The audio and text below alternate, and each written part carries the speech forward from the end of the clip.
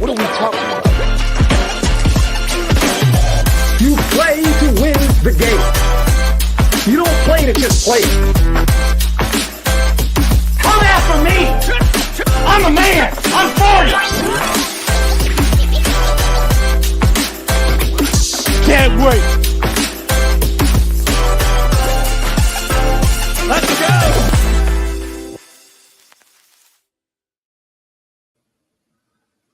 What is going on, everybody? Welcome to the third episode of And One. We got, of course, it's me, it's Guardy3, and of course, my boy, who might even know more basketball than I do. Ladies and gentlemen, we got Mo Better over there. Mo, how you doing? What's good, everybody? What's up, Brett? Just ready to get into it and talk some NBA. Bet, let's do it. And I think that we should start off with, before we get into underrated player of the week, just a quick update. Obviously, we have the in-season tournament going on tonight. And last time I checked, that the Bucks were up 10. Just trying to pull it up and see if that. Oh, well. Now the Bucks are up 16. Apparently, yeah. Damian Lillard and Giannis just went on a heater. Yeah, they're pulling away. A lot had to go right for the Knicks to keep this close, and they were able to in the first half. But I think slowly but surely, Milwaukee's just wearing them down. Yeah, I'm more interested when I know the game's not over. There's still a whole quarter, but Pacers Bucks that next round that's going to be so much fun as long as the Bucks can hold on here. I even picked the Pacers to win. I think the Pacers are a really bad matchup for the Bucks. Really? Game. Oh yeah. I think the Bucks have trouble containing guards, and I think Halliburton's going to collapse that defense like he did last time, and he's going to start spraying it out to shooters. And if they're hitting, they won the last matchup against us, so I'm a little worried. Yeah, look, they're an exciting, fast tempo team. They lead the NBA pace, not surprising. They're probably going to be the best offense numbers-wise throughout the season. That said, they don't guard anybody. They don't play any defense. Like, I was listening to the announcers the other night when they beat the Celtics, and they were like, look at this new aggressive. It wasn't that they played good defense. The Celtics just miss a lot of shots they normally make. They'll for them to be a serious contender, I'm not talking about the tournament, but I mean going forward in the season, they're going to have to make themselves be at least a middle-of-the-road defensive team. I think they have a couple pieces to really help them. I like Bruce Brown and Miles Turner. I think that's a really good start. They just need to maybe add one more guy in there. And maybe that rookie they just drafted in this year was Jarris Walker. I think he might be able to develop into that, but that might take a year or two. Look, they have a lot of talent, but man, look, so much is predicated on what Halliburton does. And he's been tremendous. He has. But because they put everything on him, my concern is if he should miss some time, how will they fare over an 8 or 10 game stretch? Because their offense, it isn't spread out. It's Halliburton averages about 12 assists a game. Then the next guy in the starting lineup, I think that's Bruce Brown, averages about 3, and then somebody else averages 2. They don't have a lot of facilitators. They don't have a lot of playmakers. Everything is predicated on what he does. You don't want to think of it this way, but it very much is a lot like James Harden in his prime in Houston. Everything runs through Halliburton. He creates offense for everybody. He creates offense for himself. The only difference between he and Harden is he is a much more efficient scorer than James Harden was at his peak. Hey, Daniel Berry Sports Highlights. What's up, man? Thanks you for tuning in. Appreciate you. Yeah. No, absolutely. Now we got figure why don't we just start it off like we do every week. This week there's no caveats. Just an underrated player of the week, past or present. You got one, Mo?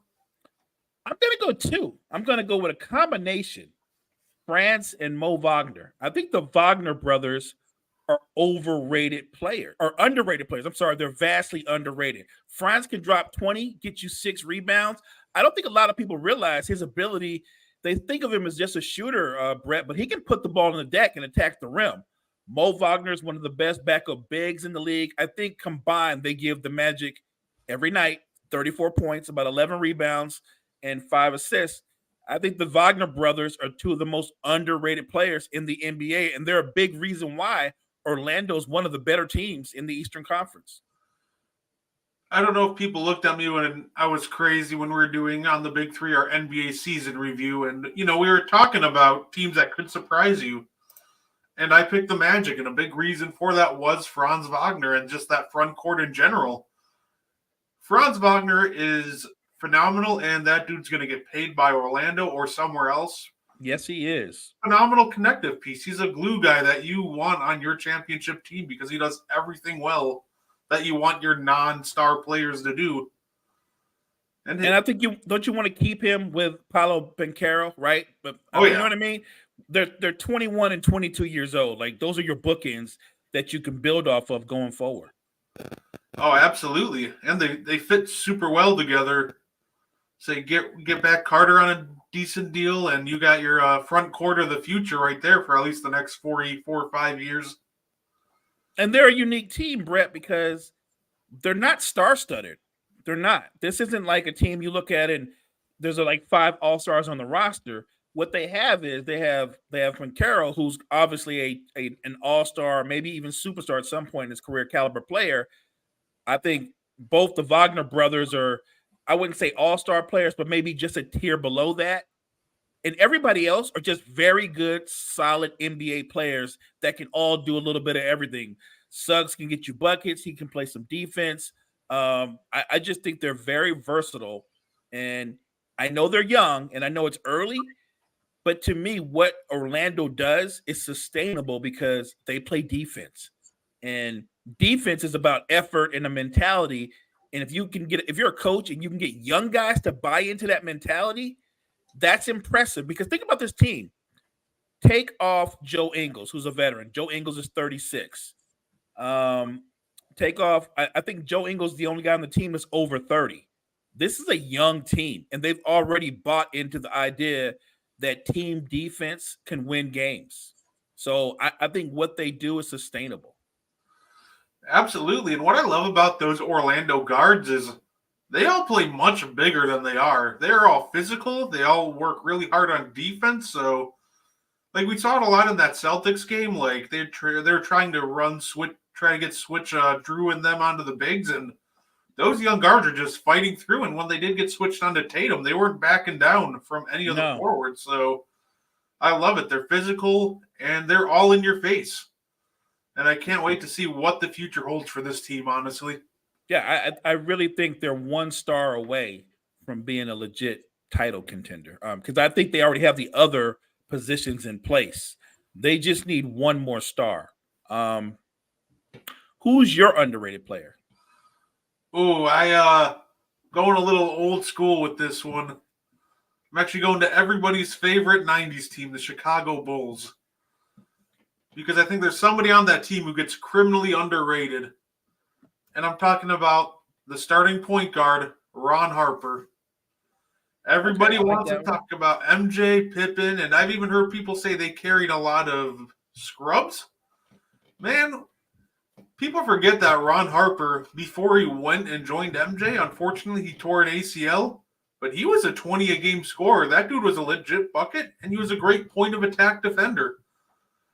I think he's somebody on that Bulls team that is just criminally underrated, and people don't realize it because they look at the work he did in Chicago, but they don't look at how good he was before he came. So even a post-ACL tear Ron Harper was still a really good role player. But before that, man, that dude on the Clippers, he was getting you buckets left and right. He was so good. And even earlier when he was on the Cavaliers, people forget that he would go back at MJ like Ron Harper could get buckets, and he was athletic as well. Had the ACL injuries, it slowed him down, but to his credit, he kind of reinvented himself. He turned himself into a point guard, but also a slash lockdown defender. Like Ron Harper, as a perimeter defender, he was one of the reasons why Jordan and Pippen could switch off on other people because he could lock down on two guards and point guards. So you're right. Ron Harper on those, not just those Bulls titles. Don't forget, he goes on to the Lakers and he helps Kobe and Shaq win 2 more as a role player. So he is vastly underrated as a player. Yeah, just no matter what situation you put him in, he knew his role and he knew how to fill it. Whatever you needed him to do, he could do it very well. And I absolutely love that about Ron Harper. And now, speaking of the Lakers, our first topic, we got ourselves some. There's a lot of just LeBron in these next couple topics, so I just labeled it Bron talk. I like that Bron talk. My first thing I wanted to bring up was Rashad McCants. And if anybody hasn't heard, he's on Gilbert Arenas' podcast. And he was talking about how Kevin Durant is better than LeBron James because he's more, and the way I interpret it was he's more skilled than LeBron James. And I think that's a bit crazy to say. And Mo, is it just me or do people just they almost seem to get confused as to what a skill is in basketball. Like they don't understand how many things in basketball are actually like a tough skill to have. They just think that scoring efficiently is a skill and flashy handles and that's it. When in all reality, there's just so many different skills that you can have and that I think get overlooked. And that's why conversations like this happen. All the time. So you can be more skilled than somebody. It doesn't mean by default you're a better basketball player. That there's a difference, right? So if you look at numbers and you go, well, look at their field goal percentages. Well, obviously LeBron has a higher field goal percentage, not because he's a better shooter, but because he's a more efficient basketball player. Because even in year 21, this man is driving to the basket at will and being very productive and competitive. So what's impressive about LeBron is he knows his strengths, he knows his weaknesses, he knows his spots, and he picks and chooses when to attack, even at this stage in his career. So I get it. There are definitely more polished and more fluid scorers than LeBron James, but he's not the all-time leading scorer in the history of basketball by accident. He's a great scorer. I'm actually one of those people that would argue the narrative that he's carried for most of his career, where they say, well, he's the all-time leading scorer, and that's not even what he does best. Actually, that is what he does best. That's why he's the all-time leading scorer. That's what he does best. He's not the all-time leading assist leader. He hadn't led the league in assists 5, 6, 11 times. He's the all-time leading scorer. He is a great scorer because of not just what he can do on the open floor, what he can do at the top of the key, what he can do in the post, what he can do when he cuts off the ball. You forget that as athletic and as superior talented as he is, LeBron James' basketball IQ, that also counts towards his ability to score points. So while I love what KD does, I admire what he does. He is unique. We're talking about a 7-foot guy who can break you down off the dribble, raise up from 3, can score from all 3 levels. He's terrific. But he's not even in the conversation when you talk about who's the better basketball player. When we talk about who's the better basketball player, there's a few other names in that conversation, and I like Durant. He's not in that conversation. I don't know what McCants is talking about. I don't know what he's watching, but if you've watched LeBron and you've watched KD, there's no way you're confused about which one is the better basketball player. There's no way. You can tell me who's more fluid, but LeBron is actually the better scorer. That's just a fact. I totally agree with that because you look at KD's career, and I don't think at really any point in his career was he a better player than LeBron James. Not even in those finals, right? When he played great for Golden State, and he was great for Golden State. But you can make an argument, as good as he played in those 2 finals, Brett, he might have played LeBron even at best, right? But he didn't outplay him. LeBron's numbers were insane in those finals. I don't think at any time anybody looked at LeBron and looked at KD and said, man, LeBron's chasing KD. I've never heard that. I've never heard that once. No, absolutely. I kind of expected that from McCants, though. This is the same guy that said Kyrie Irving is better than Luka Doncic. He did. And that's because if they played one-on-one, Luka wouldn't touch the ball once. And while I think there might be some truth to that, if Kyrie started with the ball, Kyrie is one of the greatest one-on-one scorers we've ever seen.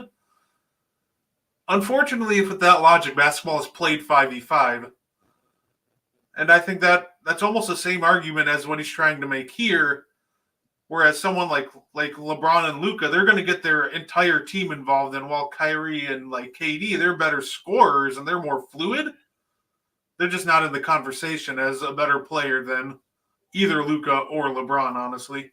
I agree. And I would throw this out there too, just for the record. If they play one-on-one and Luka gets the ball first, there's a good chance Kyrie ain't touching the ball either. No. Luka, the legit 6'7", maybe 240. What is Kyrie doing with him? Nothing. Luka can just back him down all game if he really over and over and over, right? Over and over and over. So look, I think the thing about McCants is this: if you know anything about him, I think he came out of North Carolina, pretty good player in college. Wasn't that good in the pros, had a cup of coffee, and he moved on. I would say he's as good an analyst as he was a basketball player, and I'll leave it at that. John, thank you for joining us. Is Embiid or LeBron the better scorer? So right now today it's Embiid, right? Obviously, I think he's averaging like 31. I think he averaged like 30 plus last season. He's the better. If you're talking about the better scorer all time, well, I mean, isn't it going to be the guy that's the all-time lead scorer? Who's still adding to that, by the way? Who's still adding to that? So I'm going to say Embiid is the better scorer right now today. I would say. Oh, sorry.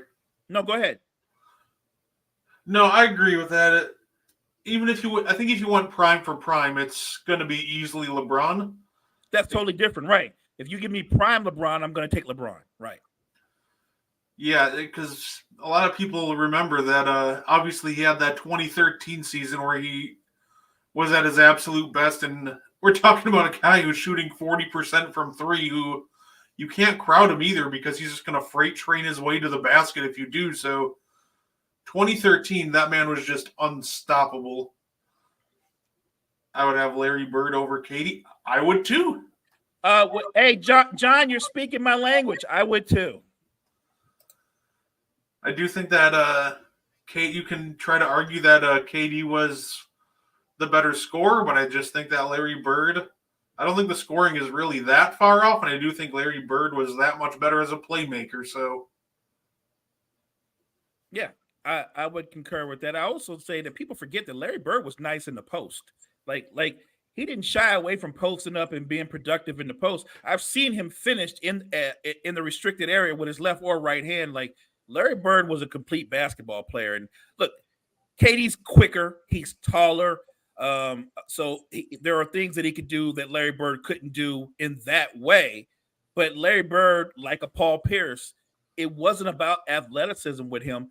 You could outquick him, but you couldn't steal the ball from him, and you couldn't stop him from getting to his spots. And let's not forget that Larry Bird is arguably the greatest trash talker of all time. I always love Larry Bird trash talk stories. They're some of the best out there, honestly. If you haven't heard it, just YouTube Larry Bird trash talk. It's right up there with Michael Jordan trash talk. It is phenomenal. I think if KD and Larry Bird had to guard each other and Larry Bird started talking trash, that would be the separation, because I think he would get under KD's skin really quick. Oh, easily. And honestly, that's one matchup I wish I could see. But speaking of playmaking, man, there's a question that popped up in the Discord that I was in, and I wanted to get your opinion on it because I do think it's very interesting. Purely as a playmaker, if we're going prime for prime, LeBron or Jokic? Man, I love everything that the Joker does, but prime for prime, I still think it's look. It sounds like Mo's just a LeBron fan. He doesn't think it. I see everybody, and I admire all the guys for the skill sets that they have. but prime for prime, and I'm acknowledging how great Joker is. But if you've seen the best version of LeBron James, he's the better playmaker. I'll leave it at that. He is the best. It's not taking anything away from Joker. Joker right now today, Brett, I don't think you would disagree, is the greatest big man playmaker we've ever seen. Oh, easily. By far. But let's not just stop there. He's also one of the great playmakers, period, in the history of the NBA. I'm simply saying I don't think he's a better playmaker than the best version of LeBron. That's all I'm saying. No, that's fair. This is one that I don't think there's a wrong answer to because I feel like you can argue this one either way. Sure. Because I think LeBron creates – I think you can argue that LeBron with his gravity and his driving, he'll crash the defense and kind of create more space for players to shoot while Joker's better at different passing angles and just passing to openings that you maybe didn't even notice were there. And Bron can do that too, but maybe just not at the same level as Jokic. So – I think they're both right neck and neck. They're just almost better in different ways. I think you described it perfectly. LeBron puts so much pressure, and mind you, prime LeBron puts so much pressure on your defense, he immediately collapses you, and that gives him options to kick it out or find guys. Joker's a little bit more surgical and more methodical because he will kind of crab dribble, overlook the defense and see what they're doing, and he'll either set somebody up for a lob or catch a guy coming off a pin down. So I think they're both very versatile. I'm giving a slight edge to LeBron, but maybe I should lean towards what you said. I don't think there's a wrong answer. You're better off just saying we're talking about two elite passers, and if you choose to the left or right, you're going to still be right. Yeah, absolutely. And then before we get into our next topic, we're going to stop for a quick ad break. What's up, everybody? It's Cottrell Simpson with Wire to Wire Sports Podcast, where we're going to cover all things breaking news, sports related. We're going to preview games, and we're also going to give you our reaction to the games that have happened before. You can catch us on Wednesdays from 7 p.m. to 9 p.m. And if you miss us there, no worries. You can also catch us on Roku with Northeast Streaming Sports Productions from 8 a.m. to 10 a.m. Hey, and listen, if you're not into all sports and just NFL, we have Sideline to Sideline. That's on Thursday nights from 7 p.m. Eastern Standard Time to 8 p.m. We'll break down the NFL week, the Thursday night game, and we'll preview all NFL action. And if you're like me and college football is your fix, tune in every Saturday morning at 10 a.m. for Coast to Coast College Football pregame show. We'll review the previous week's action, the day's biggest games. We'll give you our pick'ems, and we'll even give you some teams that are on upset alert. And if you don't catch us live, you can download us on Apple Podcasts, iHeartRadio, or wherever you listen to your podcast. We do also have a YouTube station, Wire to Wire Sports Podcast. Thanks for tuning in. So to give a quick update on the in-season tournament, the Milwaukee Bucks are indeed moving on. The game's not over, but it's over. The score right now is 137 to 115 with under 3 minutes to go. So it's over. Yeah. There's not much that the Knicks can do about a night like tonight, though. Milwaukee tonight is shooting 22 of 34 from three. If you put that kind of shooting around Giannis, that you're not going to beat the Bucks even on your best day. Yeah, and look, and I think it was going to be a challenge for the Knicks, like I said, to maintain any because it became a shootout, and I just don't think the Knicks have the firepower to get into a shootout. Oh, absolutely. Then John's asking Embiid versus Joker. One guy's a better scorer, one guy's a better playmaker. If you're asking me who's the better all-around player, this is the way I see it. Joker is the superior offensive player all around. Embiid obviously is a better defensive player. But what I've learned over the years is being a better defensive player by default doesn't mean you have a greater impact on the game. Joker's presence and how the Nuggets use him has a great impact on the game because he can initiate offense from the top of the key, from the corners, from the block. He can snatch a rebound and bring the ball up and facilitate in the open floor. I just think that everything he does benefits his teammates. I know it helps his stat line, but I don't think he's thinking that way. I think he's a surgical kind of guy, and it benefits his teammate. I'm not hating on Embiid, by the way, who is it? I think Embiid is averaging a career high, like almost 7 assists a game. So Embiid has stepped up his playmaking ability this year. Embiid is an incredible scorer, Both these guys have great elite footwork.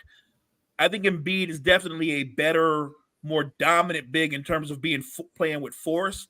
But I think Joker has this blend of power and finesse that people underrate. So if you're asking me to choose a skill, I could split hairs. But if you're asking me who I think the better player is, I still think it's Joker. I think you bring up a great point because a lot of people think that if you're better on defense, that really gives you some huge advantage over somebody, which I do think it can help. But at the same time, sometimes there are players that are just so impactful on one end of the court. It almost like it lessens the damage done on the other end. Jokic is a good example. Jokic might not be an elite defender, but he provides so much offense on one end of the floor that you'll take his shortcomings. Another great example of this in history is a lot of people hate on Steve Nash for his defense, but I bet you if he was a free agent, 32 teams would be lined up to give him a max contract because his offensive contributions were so phenomenal and they overshadowed the negativity he brought on defense. So I would still pick Jokic. That's a great point. I would still pick Jokic on that one, but I will acknowledge that Nick Nurse is using Embiid much better than Doc Rivers is, and I think that's been a massive difference with Embiid. It's the system. He's not just posting up and isoing while three guys stand around and watch him. Now he's got actual cutters and movement to kind of pass around to, and it's making the offense less predictable. And he's not hovering around the 3-point line. You know what I mean? Sometimes he just drift out to the 3-point line and make himself easier to guard. So I like the fact that Nick Nurse is making him a playmaker. It keeps him engaged throughout the game. One more good example. Halliburton is not a great defender, but he is so impactful offensively. You forget that flaw because he impacts the game so greatly on the offensive end. You're willing to forgive his shortcomings. And remember, he's only 24, 25 years old. He will get better. He will become a better defender as he progresses in his career. Say underrated. Who do y'all got for underrated players? Jalen Suggs, that is actually a good one. Tobias Harris. That's a good one. You mentioned him last week, actually. I did. I think I like the young man from Houston, Sagan. I like him a lot. I think Sengun, when he develops, I love him. I think when he develops, he's not going to be Jokic level, but I do think he'll develop and he'll be better than Sabonis. So that's how much I believe in him. Better than Sabonis, better than Nurk. I think he's not, like you said, he's not going to reach the Embiid Joker level, but maybe he's just a notch below those guys. And if you're a notch below those two guys, you're not doing bad. You know what I mean? You're not embarrassing yourself. So I like him as a basketball player. No, absolutely. And then we got Key in the chat. Key, how you doing? What's up, Key? I would say almost for underrated player, he isn't even a player, but I'd almost have to say when it comes to coaching, man, Nick Nurse. I love everything he's doing with the Sixers right now. They have kind of more of a motion offense. And like I said, by making Embiid a playmaker, he keeps him engaged. And I think you get the best version of Embiid that way. I can't stand when he drifts to the 3-point line and kind of takes himself out of the offense. So I like that Nick Nurse has not put him under wraps, but let's just say gave him more responsibilities offensively, and it's working. No, that's fair. And before we move on to talking about Anthony Davis here in a second, I wanted to ask you a quick question. What do you think that the Clippers can figure out how to play with their 4 stars? Do you think there's a good way to really run an offense with all 4 of them, or because right now it just looks awkward?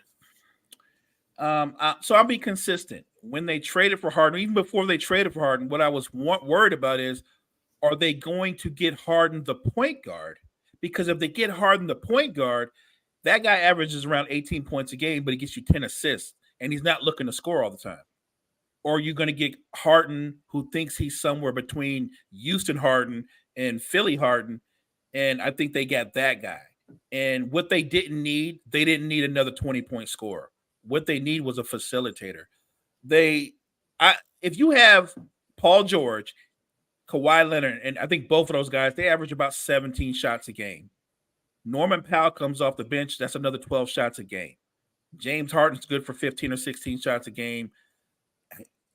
It doesn't bode well for team chemistry, for ball movement, when all you're doing is taking turns. They don't really play a system. It's just ISO this guy, ISO that guy. This isn't about Harden. It's about, one, why the Clippers thought it was a good idea to add him to their roster construction. And two, I would argue that they need to move somebody.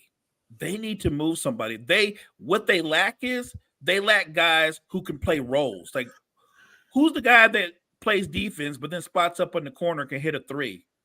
He didn't have to have 15 shots a game. Maybe he's good with 5 or 6 shots. You know what I'm saying? Like, by making that trade, it was interesting because you traded away Nick Batum, you traded away Covington, who they're those type of guys, right? Now, granted, you still have what's the young guy? His name escapes me right now, but everybody always wants him in a trade, but they won't trade him. Terrence Mann. I'm sorry. Yes, you still have Mann, but they don't play him enough. I would argue if the Clippers want to turn their season around, let's not get into should Russ or Harden go to the bench. I think you got to find a way to stagger Paul George and Kawhi's minutes because if you're going to make it work with Harden, you can't have all three of them on the floor all the time. You have to stagger their minutes to get better fluidity and more spacing on the court, because right now they're just an ISO team. And I thought Harden would move the ball.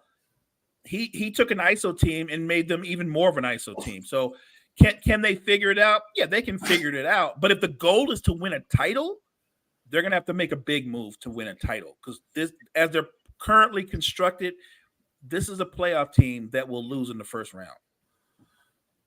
Yeah, because I was watching some Clippers games because I was trying to see what I could make of their offense, and it did not look good half of the time, because I even made the comment in the one chat.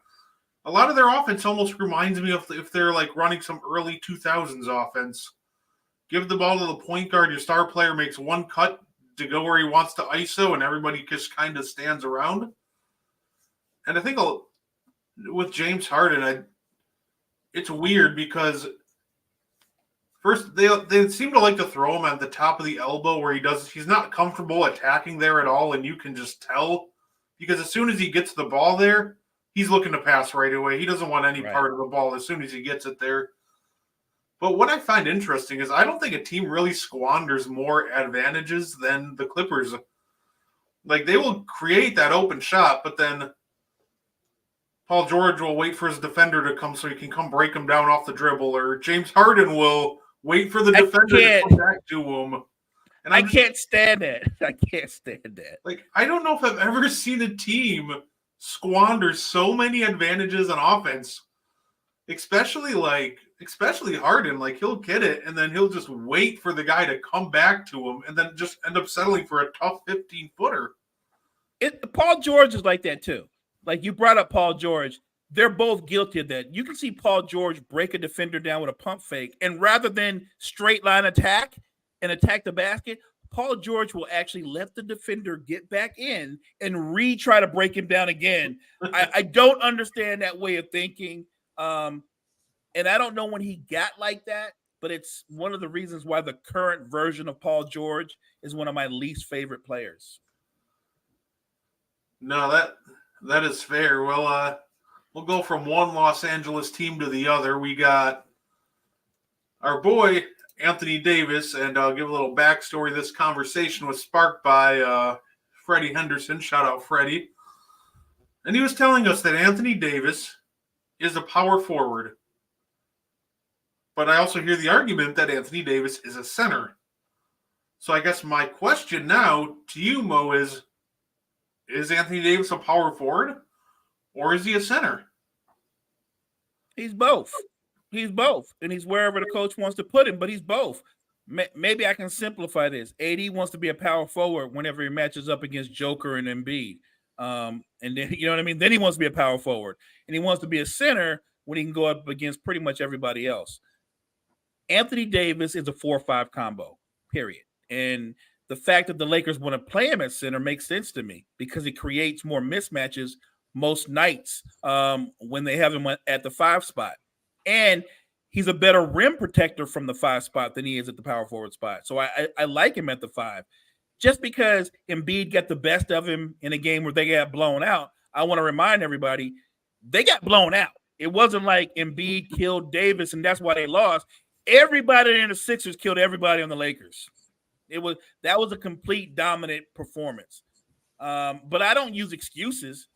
You're 6'11", you're damn near 7 feet tall. If you're playing center, you're a center. It's that simple. Let's not act like Anthony Davis is 6'11", but has the body frame of Kevin Durant. He's bigger than Kevin Durant. He's probably got a good 20, 25 pounds of KD. So he's not that light in terms of size. When Anthony Davis lacks from time to time, and you can appreciate this, sometimes he just doesn't have that dog in him. He don't have that want to, and that's his biggest weakness. It's not a consistency with him that I got to go get it attitude. He seems to have that every other game or every other night. And that's the problem, not his size.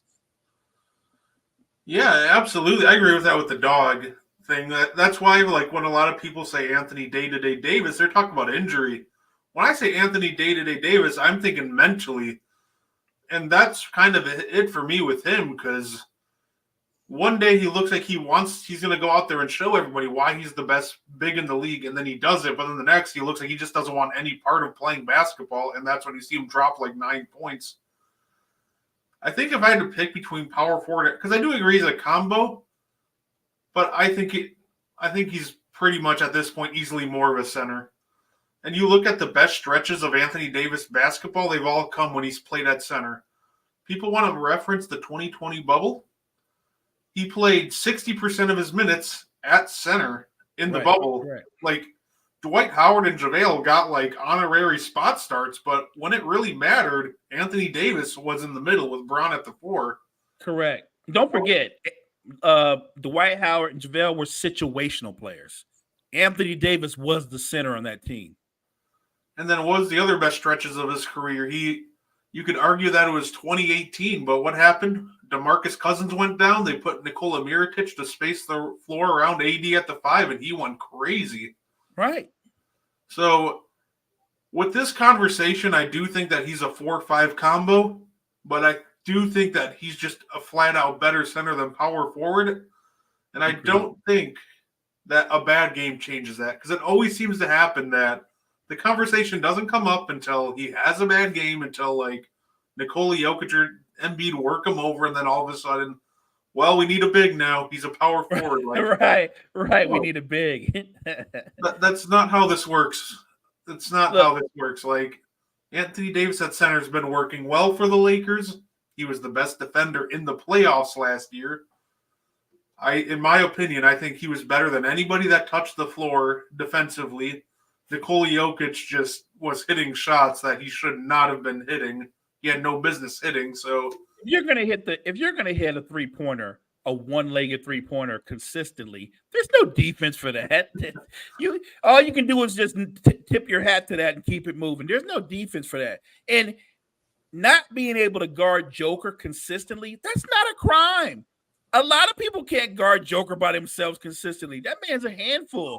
He's not a multiple MVP by accident. He's earned that. He's not a finals MVP by accident. He earned that. My problem with Anthony Davis is this. I think people want him to be the kind of guy that can say, I'm the guy, I'm the alpha, ride my back. And I keep telling people this, going back to his days with the Pelicans, he doesn't have that kind of mentality. That's not who he is. To make it even simpler, he's not a Jordan. Mentally, he's a Pippen. He is a Pippen, which is a terrific player, a terrific sidekick, can help you win games, can help you win a title, but he's not an alpha, and he doesn't want to be an alpha. That's not what he's not built for that. yeah, I think he just tricks people because he'll go through like these 2 to 3 week stretches where he goes absolutely haywire. And you're like, oh, this is the Anthony Davis I need. But he can't really do that for a whole season, and he's shown that. Like, so we saw in the Pelicans, we saw it last year too. I think it was it a 2-week stretch in November where all of a sudden he started ripping off 30, 40-point games for like 2-3 weeks right before he got hurt. And he was terrific when LeBron was down and they ran everything to him over it was like a 6 or 7 game stretch. He was terrific. And so he's capable of those stretches, but I feel like his coaches and teammates almost have to bring that out of him. It's not naturally there. Like there's some guys that come into the league that just have that dog in them. I think Anthony Edwards has that dog in him. I think Halliburton has it. De'Aaron Fox has it. Certain guys have it, and certain guys are a little more passive, and they have to have it pulled out of them.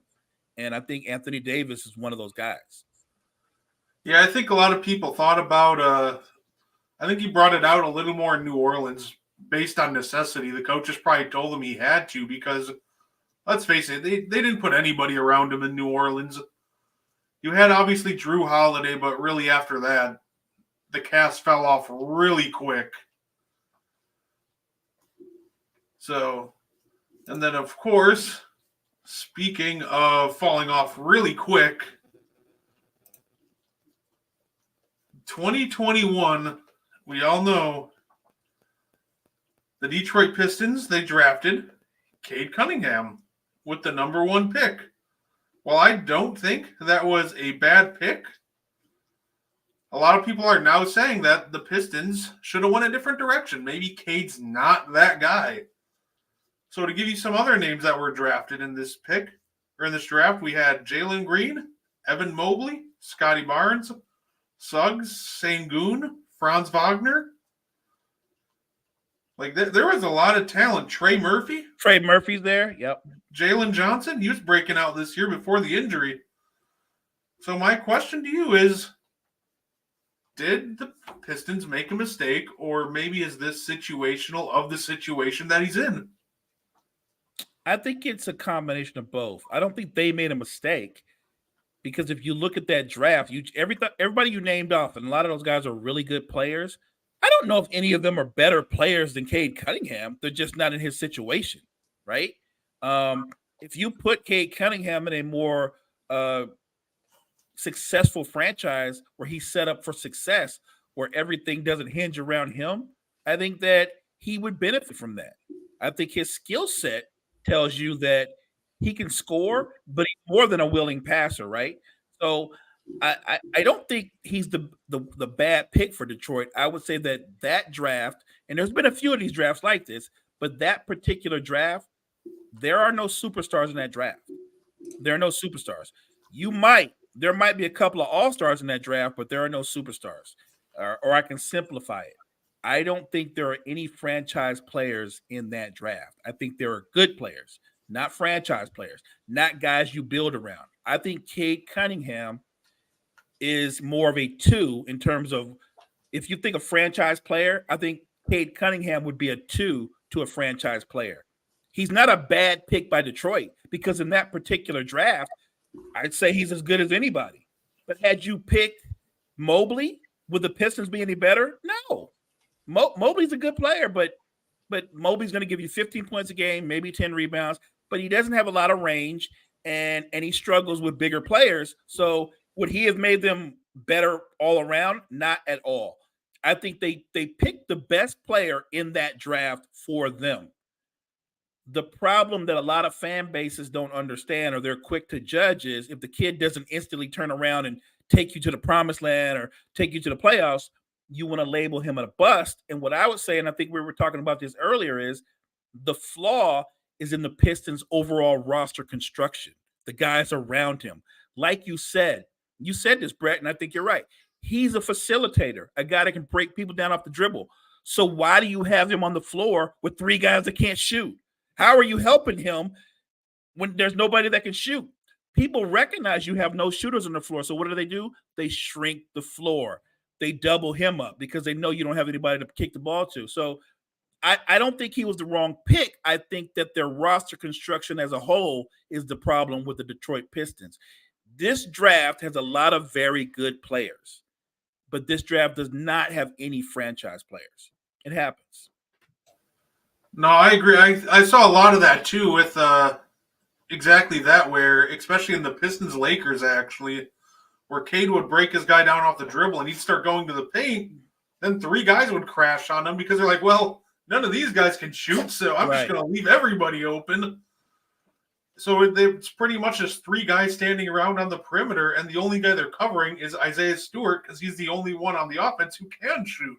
Right. And then Cade's kind of forced to either dish it out to a pretty much guaranteed brick of a three or force something, which it seems like his issue lately is he's just forcing a lot of shots because he feels like he has to. Right. He's Nobody's frustrated. helping him. Clear frustration. And look, I totally can understand that. So, you know what? I don't put this on the player. I don't even put this on the players. I put this on the general manager. You have to put together players whose skill sets complement each other. And Detroit's GM has done a bad job of doing that. Yeah, and I also put it a little bit of it on Monty Williams because I think that Monty is I think there are lineups that would absolutely be better than what he's been throwing out, but he just hasn't been going with them. Like, even if you switch out Killian Hayes and Alec Burks, I think that improves spacing a lot. Or obviously Bogdanovich just returned from injury, so that's good. I'm thinking a lineup, like I said earlier, where you throw Cade, you can throw Jaden Ivey or Alec Burke, throw Bogdanovich at the 3, and then throw Stewart at the 4, and then Jalen Duren, and boom, all of a sudden you have a lineup with a pick and roll surrounded by 3 shooters, and that's much harder to guard than whatever they're doing now. And that could work. I don't disagree with that. I think that, look, he is a victim of his situation. Just think if he went, let's say if he'd gone to OKC and he had the benefit of playing with an all NBA 2 guard like SGA, right? Then that's a totally different setup because all the attention is on SGA. It would allow Cade to play more freely and play with more space. So yeah, sometimes your situation can definitely impact your game.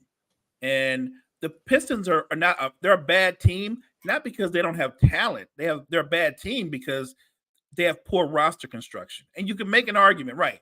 Monty could shake things up, and maybe he will. He's a veteran coach who has had some success in this league. He might do that. Again, we don't know what goes on in practice with Detroit. Maybe some of these young guys are kind of dogging it and they're not giving it effort. So Monty Williams is like, why would I put you in the game if you're going to give me the same kind of effort in practice? We never know. All I can say is right now, I don't think the skill sets of their first 5 line up. No, absolutely. I think you keep. I think they have a nice little core to keep. I think you keep Cade. I think you keep Jalen Duren. I think you keep a Seward Thompson, and I think you probably keep Jaden Ivey too. I like a Seward Thompson, and I think you move the rest of them. Speaking of, we were just talking. What if we switched Cade and Chet? Yeah, I just said that. I don't think you'd have as much impact as Chet would on the Thunder, just because Chet's a perfect fit with Shea's game. I think that fit is just so perfect that I don't think that Cade would have as big of an impact as Chet, but I do think Cade would almost look unrecognizable in a good way on the Thunder, but I don't think the impact would be as great as what Chet's doing right now. The only reason I don't think he would have the same impact as Chet is having is because Cade has the same skill set as Giddey. Him and Josh Giddey have the same skill set. And I just don't think that would work with 2 of them doing what they do. He's better at it than Josh Giddey, but I don't think you need 2 of those. And he's a better shooter than Josh Giddey, by the way, because Josh Giddey, for all the things that he does well, the one thing he doesn't do well, he's never been a good shooter. No, absolutely. Then you think they'd be looking for someone like a Caruso? I think that would be a good fit for him, but I think the issue is I think there's a lot of teams that are going to be looking at Caruso. And I think there are going to be some contenders that are going to be willing to overpay for Caruso. So as much, I do think he's a good fit for Detroit. He can help give them an identity, but I don't see Detroit ending up with him. But that would be a good start for them.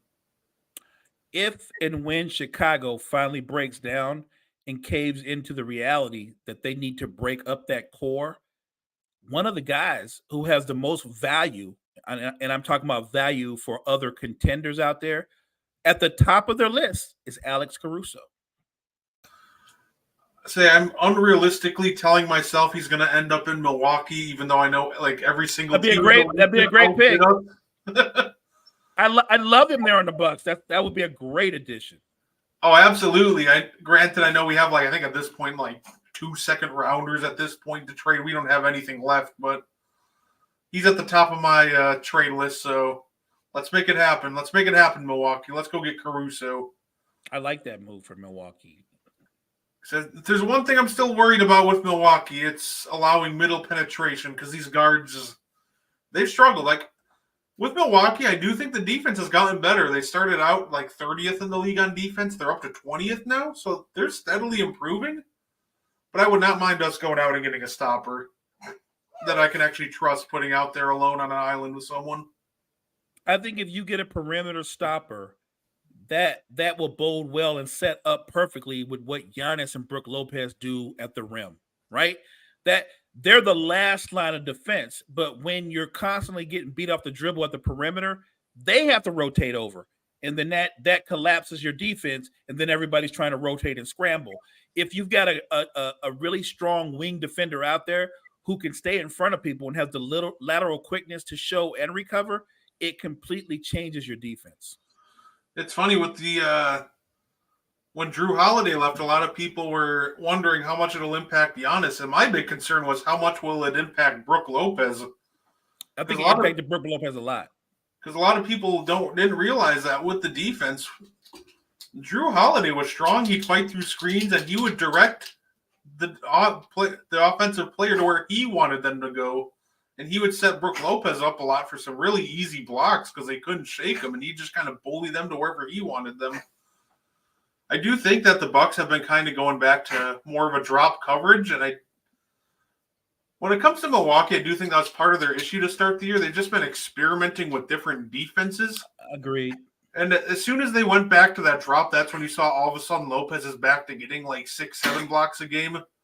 It's when they were trying to bring him up to like the level of the screen. That's where we saw issues because he's too slow-footed to recover. Right. Brook doesn't want to play in space, and they don't want him in space. It's interesting you brought up Drew Holiday because I was thinking, even though the Celtics have looked good, even with the exception of losing last night to the Pacers, I honestly think that Drew Holiday, and maybe you appreciate this or not, I think he hasn't gotten over being traded by the Bucks. I've watched a lot of the Celtics games. He's deferring to everybody. Like, I know going to the Celtics that his numbers would come down some because you've already got an established 1 and a 2 with Brown and Tatum, and then you bring in Porzingis, so that's going to be your third option. But Drew's like their fifth option offensively, and he looks lost out there. And even the way they're coaching him, Missoula's like trying different things. Like, instead of having him on perimeter players, he's primarily putting him on 4 and 5s. Like, it seems like they're experimenting as well. But I think offensively, he's completely out of rhythm and lost because I really think emotionally and mentally, I think he thought he was going to retire with the Bucks. And look, it's a business. There's no bad guy in this. Milwaukee made a move. They needed to make a move to shake things up a little bit, and Dame and Giannis seem to be coming around. But I do think that if you told me they were going to trade Drew for Dame or get Dame after Drew, I would have told you that's an even trade. Boston's going to make out well if you're giving me 19.7 assists, all elite defense, Drew Holiday, and not this guy right now who's giving you about 12 points and 5 assists and looks lost. That's the thing with Drew Holiday. Listen, I love Drew, and I'll never hate Drew because he brought a title. He did a lot of great for the community here in Milwaukee. Like, nothing bad to say about Drew. Phenomenal person. But when we're talking about his offensive game, this is a lot of what I was trying to say without trying to come off as a hater of hater of Drew Holiday, is when he starts to feel the pressure, he starts to really take a lot of questionable shots. And half the time you're just like, Drew, what are you doing? And that's kind of the version of Drew I referred to as playoff Drew Holiday, because we'd see this a lot in the playoffs, that he would start deferring too much, and then when he would shoot, it would just be the most questionable shot you could imagine that he would take. So a lot of the times with Drew Holiday, like, I don't want to say I saw this coming, but I've seen this before with him. And all we really got to do with Drew is he's just got to understand that he doesn't have to be that. Like he's got to find a balance of he's got to be aggressive. Right. He's also got to understand that he doesn't have to be the guy. So no, he doesn't. And like I said, look, in Boston, if you told me, okay, his numbers are going to come down, Mo, he's going to average like 15 or 16 a game, I would have said I completely understand that because of the trio that they have in the starting lineup. Not to mention, Derek White is capable of giving you 14 or 15 points a game. But I just think this current version of him right now, like you pointed out and you've seen it, he has not found the balance. And I do think because when he doesn't have that balance, when Drew's not balanced, he will force up a three out of nowhere. And you're like, it's 5 seconds into the shot clock. What were you thinking in that moment? So I do think, and it's not like him all the time. I think he's struggling. And I think part of it is he just really hasn't adjusted to he's not a Milwaukee Buck anymore. Yeah, I remember seeing that because I was watching that 76ers Celtics game, and I saw that a couple times. And listen, I'm rooting for Drew. If we don't win the title, I would love to see Boston win one because I'd love to see Drew win another one. He's one of my favorite players. But, man, I saw that a couple times. It was like dribble down the court, 20 seconds left on the shot clock, and all of a sudden he just lets one rip. It's like, you weren't even open. What are you doing? The defender was right there, man. Yeah, he's got there's a big gap between he seems lost on offense or he's pressing and he's trying to do too much. The one thing that he's done well, and I'm sure that Coach Mazzulla would point that out, is he's still been impactful defensively. So if nothing else, he could always fall back on his ability to make plays defensively. Oh yeah, I think Drew can be in the league for a long time just based off his defense alone. Kind of like how even after his offense kind of faded, Gary Payton hung around in the league for another extra 5 years, 6 years. Good point. Great point. I think Drew Holiday is going to be the same way where even if his offense fades, that he's such an impactful defender, it's going to be hard to get him off the floor. Oh, Chris Middleton. I love it. I love it. Look, nobody is rooting more. You know, I'm not a Bucks fan per se, but I am. Chris Middleton's another guy that that's one of my favorite players. I want Chris Middleton to get 100% healthy because if he's 100% healthy, then that's when I think Milwaukee should be the favorite coming out of the East because now you're talking about another guy who you can run the offense through and can drop 20. Not to mention he's a good passer, underrated defender. If they could get a healthy Chris Middleton, there's going to be problems in the East trying to beat the Bucks in a series. Yeah, and what a lot of people don't mention with Chris Middleton that I think is also very underrated with him, a lot of people don't realize that he is a mid-range sniper. I think it was last week I saw a stat, and obviously things have probably changed since then. I haven't seen the numbers since then, but at one point last week, he was shooting 76% on mid-range shots this year. That's he was crazy. 16 to 21. And that's just something that gets lost, and you saw it a lot in their championship run too. When you needed a bucket, what did you do? You gave ball to Chris around 15 feet away from the basket, and that post fade he has is extremely lethal. And his handle's a little underrated because you think that he can only do a straight line drive, but he has enough of a handle where he can create separation when he needs to. Oh, absolutely. I agree with that. Middleton, number 2 scorer on the team. I would say he's number 3. Giannis Number is 3 still now. Number 2, Right? or 1. But I think if the Bucks want to succeed, you have to acknowledge Dame as the number 1 scorer. Let him control the offense and You do. let Giannis run the defense. Right. If you're going to get the best version of Dame, then Dame's got to do what he does best, and that's create buckets for himself and for others. Oh, 100%. And then, real quick before we get off the air, who do you got winning, Lakers or Suns tonight? I'm biased. I got my Lakers winning. They've done this build up all day about KD and LeBron and how they go back and forth. It's great to see the matchup. It is. But if the Lakers play any type of defense on KD, we're going to win this going away. I agree. I think the big X factor is Anthony Davis being in the middle. since I'm not too worried about Nurkic shooting threes, he can kind of patrol the middle and force the Suns to take a lot of tough mid-rangers. So Right. I think that's going to sway the favor in the Lakers. I'm with you. If AD plays big tonight, we win easy. Absolutely. Well, you got anything you want to say before we get on out here, sir? Hey, appreciate everybody in the chat. Thank you for checking us out. Thanks everybody that's watching us live. Thank you to everybody who may check us out later on. Great content. Check out all the great content we have to offer on Sports Empire Network. And we'll see you back here next Tuesday on AM1. Absolutely. And listen, if y'all got any topics you want us to talk about, my name is Brett Gardepy on Facebook. Shoot me an inbox. You can get to them. I don't mind taking requests, so I have enjoyed bringing new content to you guys every week, and we'll make sure that next week is better than this week. So make sure you tune into that. And with that being said, everybody, you all have a good night, and thank you for tuning in. Appreciate you.